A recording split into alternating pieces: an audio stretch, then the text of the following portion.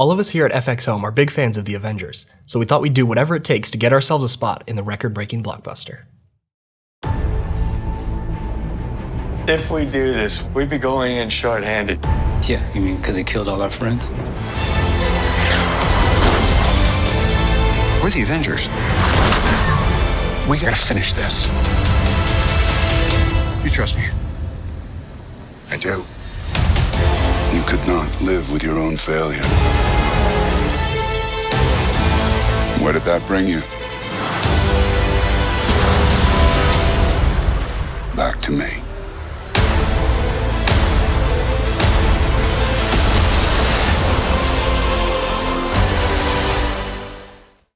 I first created a document and made note of who I wanted to be in the shot, and any extra lighting tips so that I wouldn't forget. This could be considered pre-production, and it was essential in making sure things ran smoothly. The two most important things you have to get right on set are the lighting and the camera angle. There's not really a mathematical or definite way to figure out either. You kind of just have to really pay attention to the shot you're trying to match, and break it down. Looking through the trailer and the shots that I chose, you can see that for the most part there is an even, diffused lighting on the characters. There are a few shots where there's also a blue side light, usually coming from a window. To figure out where the light was positioned on set, look at the direction the shadows are facing.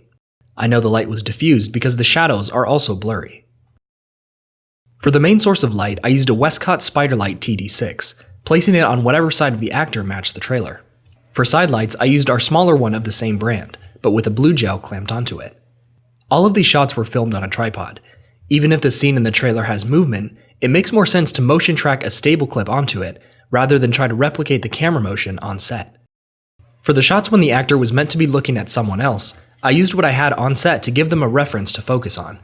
In Kirsty's shot, that was me standing next to her. In Josh's clip, that was an extra light on one side and my hand on the other. And in my scenes, it was a tall cardboard cutout of a rocket that we have for some reason. Now that we have the footage, we can bring it into HitFilm. I won't go through every shot in the final sequence because the process is basically the same for each. First, motion track the shot.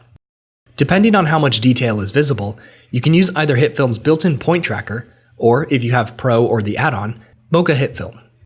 I found that Mocha was better at tracking shots where the background appears as a flat surface. Add the Mocha HitFilm effect directly to the clip. Select the X-Spline Layer tool and draw your shape. Then track it. Once finished, select Export Tracking Data. Make sure the format is set to HitFilm Transform Data, then press Save. It'll save on your computer as a composite shot, which we will then import into HitFilm.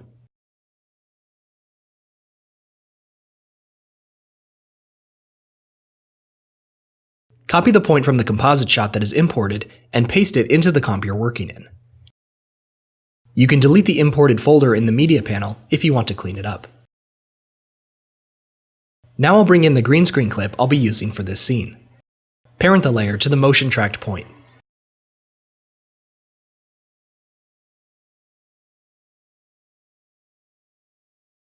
Grab the freehand mask tool and isolate your actor to remove any other things that were visible on set. Then key out the green. We have another video dedicated to showing you how to do this in both HitFilm Pro and Express. Since I was working in Pro, I used the chroma key effect. Then I'll use a variety of effects to better composite my actor into the scene. Spill removal got rid of any lingering green. The curves effect was useful for darkening the light on the actor and tinting them the right color to match the background. The light wrap effect helped blend the color between the two plates. If the skin tones weren't matching, I used hue shift to move them over a bit. A lens blur effect was added if the actor was supposed to be far away from the camera. This also helps hide some of the compositing.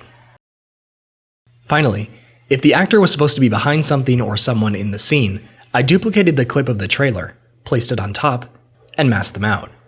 Depending on the complexity of the movement, you can use either HitFilm's masking tools or Mocha's. The head replacement on Tony Stark was actually more difficult than just inserting the full actor. I first had to erase his head and create a clean plate. I then traced around my head and attached it to the track. Technically, that isn't a hard thing to do, but lining up the angle and the edges of clothing takes some messing around. For more information about green screen and HitFilm, check out this tutorial. Leave any questions down below, and I'll see you all in the next video.